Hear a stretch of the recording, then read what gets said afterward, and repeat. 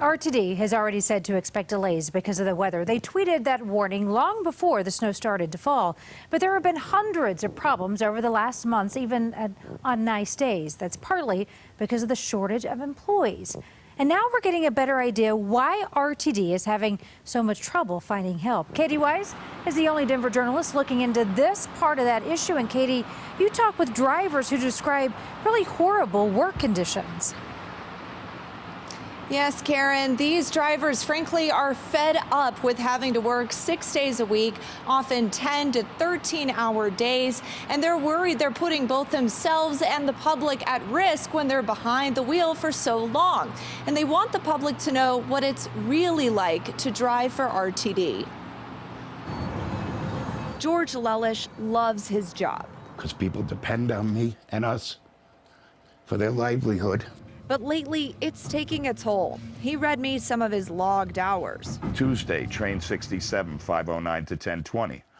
Train 38 is 11:20 to 3:58.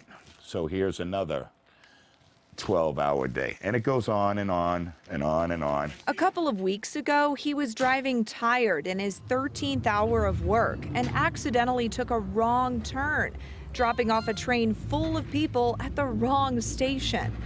He's not the only one. Some say it's tough for them to even get a bathroom break. They get mad about it, but I usually go every end terminal at least and go to the bathroom, and you know, it's my health. One employee who wanted his identity concealed for fear of losing his job says he and other drivers rarely get vacation requests approved. You almost just want to call in sick just to get a couple days off in a row, so then you can, you know, either go on vacation or do grocery shopping. Drivers also say they don't feel appreciated for their hard work.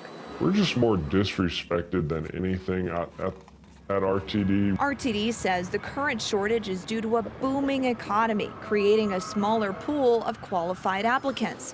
But some drivers believe it's because employees aren't treated well. What would you say to those drivers? We value our employees as our most important asset. We know they're in a very difficult situation. We're doing everything we can. RTD spokesperson Pauletta Toniles. I will say that the quality of service that they provide and the service to the public is really incredible. Why you think there's been such a high turnover rate of rail drivers in the last couple of years? Well, I think people feel the pinch of being overworked. Tonilis says the addition of new rail lines has continued to increase the strain on drivers. She says RTD is considering cutting services. We hope that folks will see the light at the end of the tunnel.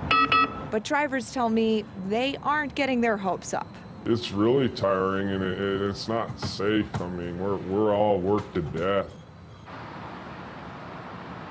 Now, both RTD and drivers could be fined by the Department of Transportation for driving longer than 10 hours, but I'm told that hasn't happened recently.